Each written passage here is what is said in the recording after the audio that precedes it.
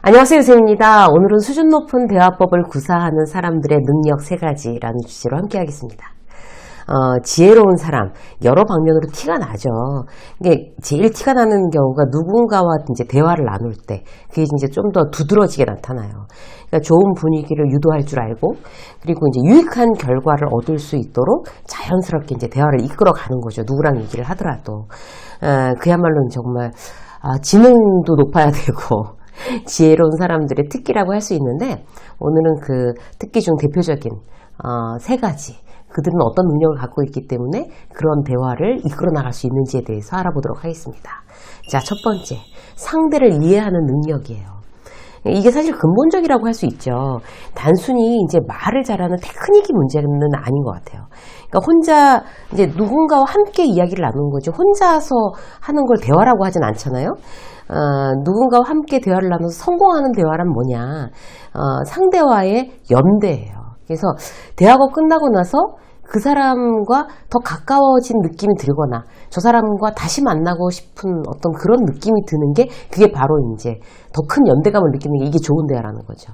그러니까 누군가를 막 이렇게 협박하거나 막 윽박질러서 내 뜻을 관철시키고 이 대화에 성공했어. 이거는 이제 아니라는 거예요. 그걸 좋은 대화라고 아무도 생각하지 않죠. 그래서 내가 원하는 것을 얻기 위해서라거나 이제 상대를 이제 설득하고 싶다거나 이제 어떤 이제 사전 목적이 있더라도 어쨌든 대화에 성공하기 위해서는 상대가 어떤 마음을 가지고 있느냐 이걸 먼저 이해하는 부분이 가장 핵심입니다. 예를 들어 볼게요. 팀장한테 이제 공개적으로 김대리가 이제 엄청 깨졌어요. 이제 완전 박살이 난 거예요. 다른 직원들 다 보는 데서. 그날 저녁에 이제 김대리가 나랑 친하니까 이제 나한테 저녁이나 같이 먹자고 왔어요. 아무래도 회사를 옮겨야 될 것 같아. 더 이상 나한테 맞는 것 같지도 않고, 팀장하고 더 이상 잘 지낼 자신도 없고, 막 이렇게 이제 막 푸념을 하고 이제 막 넋두리를 하는 거죠. 너무 속상하고 이제 막 창피하니까. 그때 이제 그 얘기를 듣고 있으면서 내가 해줘야 될 얘기는 뭘까? 그래, 그만둬라, 더럽고 치사해서 어디 다니겠냐, 회사? 나도 그렇게 욕먹으면 정말 때려치우고 싶겠다. 이게 과연 공감일까요? 상대를 이해하는 그게 리액션일까요? 이 부분은 이제 우리가 이제 잘 생각해 볼 필요가 있어요. 김대리는 무슨 마음으로 이런 말을 하는 걸까? 그게 우리 이제 생각을 해봐야 되는 거죠.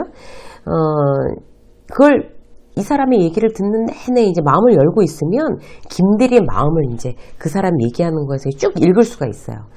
자존심이 진짜 많이 상했구나. 딴 사람들 보기에 너무 민망하고 창피하구나. 그래서 이제 괜한 소리를 막 저렇게 하는구나. 이런 마음이 쭉 읽혔단 말이에요. 그럼 그 마음에 맞춰서 말해주는 거예요. 아이고 무슨 소리야. 그런 질책 누구나 직장 다니면서 다 욕 먹잖아. 직장 하루 이틀이야? 사실은 그렇잖아요, 사실. 팀장도 진짜 김대리를 무능하다고 생각해서 그렇게 얘기한 건 아니고 홧김에 그렇게 얘기한 거라는 거 듣는 사람들 다 이미 알고 있어. 왜 모르겠어. 화나서 한 얘기를 그렇게 진심을 다해서 듣냐. 자, 맥주 한잔하고 잊어버리고 내일부터 이제 그 잘 수습한다는 어떤 태도를 보여주면 돼. 이렇게. 이게 바로 김대리를 안심시키는 방법이 되겠죠. 김대리는 이제 그런 위로가 필요한 거일 수 있잖아요. 그죠? 너무 불안하니까 안심하고 싶어서 너 여기 안 맞는 것 같아. 이런 소리는 안심하게끔 하는 소리가 아니고 그런 소리 듣고 싶지 않죠. 자, 또 다른 예. 이제 후배가 이제 맞벌이 부부인데 집이 너무 엉망이고 몸도 안 좋고 회사는 일이 너무 많고 완전 미치겠더래요. 그러니까 워킹맘들은 이제 누구나 이따금 한 번씩 그렇게 미치겠는 순간들이 오잖아요. 이따금. 그래서 막 이제 막 울면서 이제 남편한테 힘들어서 난 더 이상 못하겠으니까 이제 나 회사 그만둔다 막 이렇게 얘기를 한 거예요. 그러니까 남편이 막 사색이 되더래요. 나 혼자 일해서는 못 먹고 산다.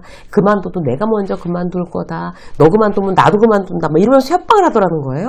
그걸 쳐다보고 있더라니까 정말 기가 막히더래요. 아니 집안 사정 뻔히 다 알고 대출금도 뻔히 다 알고 같이 벌어야 된다는 거 누구보다도 자기가 우리 후배가 더 잘 알고 있는데 그거 일하지 않고 그냥 집에 있는 거를 천성상 그걸 못하는 또 후배예요.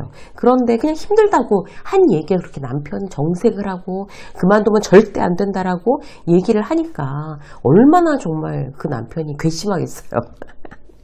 그래서 제가 그랬어요. 이렇게 남편이 참 네 마음을 이해를 못하는 거다. 아내의 마음도 이해를 못한 상태에서 그렇게 막 온갖 팩트와 그야말로 논리와 뭐 이런 걸로 협박을 하거나 읍소한다고 설득이 되겠어요? 이게 바로 사실 언어지능의 문제입니다. 언어지능. 언어지능, 공감지능은요, 그냥 머리가 좋고 나쁘고랑 또 다른 문제인 것 같아요. 그죠? 자, 첫 번째가 그거요. 이제 상대를 이해하는 능력이었고요. 두 번째는 뭔가 하면 말의 힘을 아는 거예요. 말의 힘을 아는 능력이죠. 말이 얼마나 힘이 센지 똑똑한 사람들은 이미 알고 있어요. 그래서 말을 함부로 하지 않죠. 내가 내 입 밖으로 내뱉는 말을 굉장히 무서워할 줄 알아야 돼요. 그 말은 이제 공중으로 이렇게 휙 사라져버리는 게 아니에요. 말을 내뱉고 난 후에 사람들 귀와 마음으로 다 들어가잖아요. 그래서 운동력이 있어요. 얼마나 무서운 얘기예요. 그래서 말조심을 해야 되는 거죠. 방송하면서도 항상 그걸 굉장히 저도 긴장하고 있어요. 내가 하는 말이 그냥 공중에 흩어서 사라지는 것도 아니고 영상으로 만들어져서 진짜 그야말로 영어 무궁이 이게 막 인터넷이라는 세계를 돌아다니고 있는데 참 그걸 생각하면 방송할 때마다 굉장히 긴장되는 것 같아요. 자, 말의 힘이 얼마나 센지 대표적으로 이런 거예요. 회사 사정이 안 좋아서 이제 감원한다고 소문이 쫙 났어요. 그러면은 이번에 잘리면 어떻게 하지? 이 걱정을 아주 주문처럼 외운다고 가정해 보자고요. 그러면 어떻게 돼요? 잘릴 확률이 점점 높아지는 거예요. 그 얘기를 내가 입 밖으로 꺼낼 때마다. 왜냐하면 자꾸 그쪽으로 기운을 내가 스스로 막 몰아가고 있잖아요. 만약 그런 걱정이 된다면 어떻게 해야 돼요?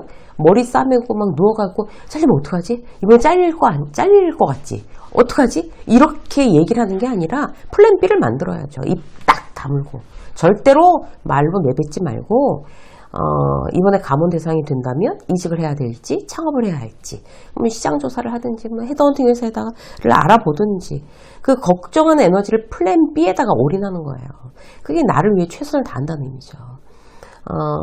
최선에는요 해봐야 손해보는 말은 절대로 내뱉지 않는다도 포함되어 있습니다. 그 걱정하는 말이 현실이 된다는 거 똑똑한 사람들이 이미 다 알고 있어요. 여기서 이제 한 발 더 나가면 말을 바꿔야 생각도 바뀐다는 거예요. 그 사실을 이용하셔야 돼요. 예를 들어서 이제 일정이 갑자기 바뀌었어요. 윗분들, 임원들 일정이 바뀌어가지고 갑자기 기획서를 내일까지 내야 되는 거예요. 그럴 때 이제 책임자인 팀장은 뭐라고 말해야 될까요? 말이야, 정말 짜증나, 막 이러고, 막 열받아, 이러면서 막 직원들이 있는데서 막 탕탕거리면서 도대체, 윗사람들은 무슨 생각으로 그렇게 스케줄을 자기네들 멋대로 바꾸는 거야. 이러면서 난리를 쳐봐야 뭐 하겠어요. 그야말로 아마추어죠. 그런 이제 리더는.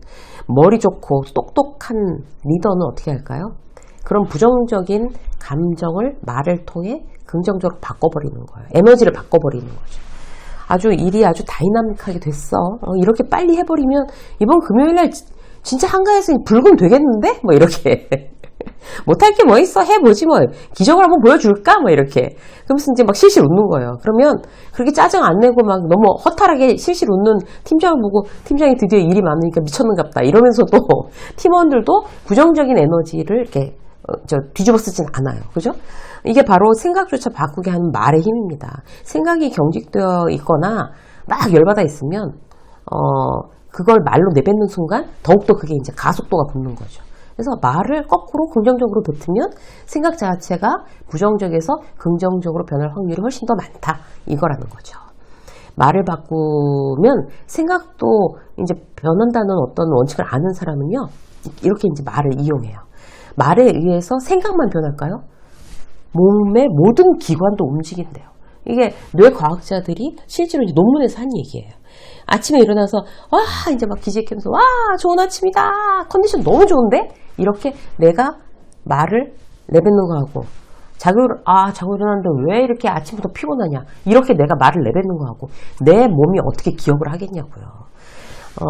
그러면 정말 하루 종일 피곤해질 수밖에 없어요.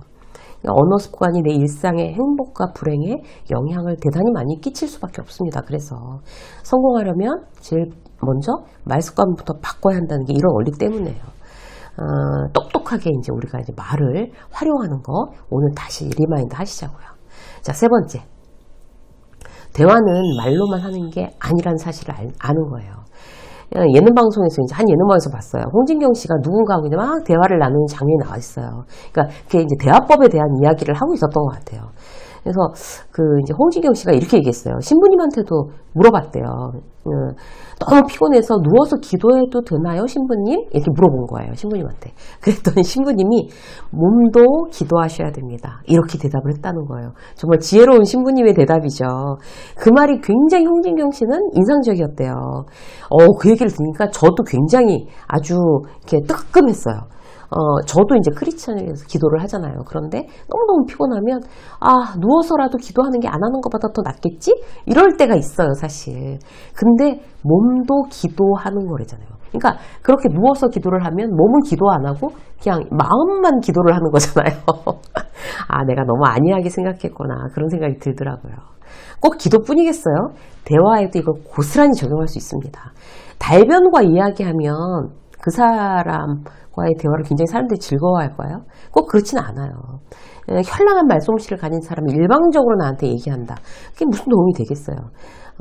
다음에 또 만나고 저 사람 만나고 같이 얘기하고 싶다. 이래야 좋은 대화예요. 그러기 위해서는 테크닉보다는 태도가 중요한 거죠. 아까 말씀드린 대로 입으로 말을 해야 대화가 되지만 몸도 대화를 해야 되는 거예요. 그게 바로 태도인 거죠. 그래서 말하는 사람을 이 몸 자체가 그 사람을 향해서 이렇게 향해 있는 게 기본이에요. 옆으로 있거나 뭐 삐딱하게 있거나 이게 아니라 딴 데 쳐다보거나 시계 보거나 문자 온 거 확인하고 막 다리 꼬고 다른 데 쳐다보고 이제 듣고 있어 말해 이렇게 한다거나 이러는 거는 몸은 그 대화를 거부하고 있는 거죠. 결국 좋은 대화는 말 자체보다 상대의 태도, 몸의 자세, 얼굴 표정 이제 이런 것도 이제 완전히 이제 대화라고 생각하고 이제 몰입해야 되는 거죠. 난 상대에 따라서 성의 없는 태도를 보이지 않았나. 이것만 우리가 오늘 한번 다시 점검해보고 내 태도를 조금 더 보완하게 되면 우리는 훨씬 더 유익한 대화를 주도할 수 있는 능력을 갖추게 될 것입니다. 유세민 직장서 여기까지 하겠습니다. 고맙습니다.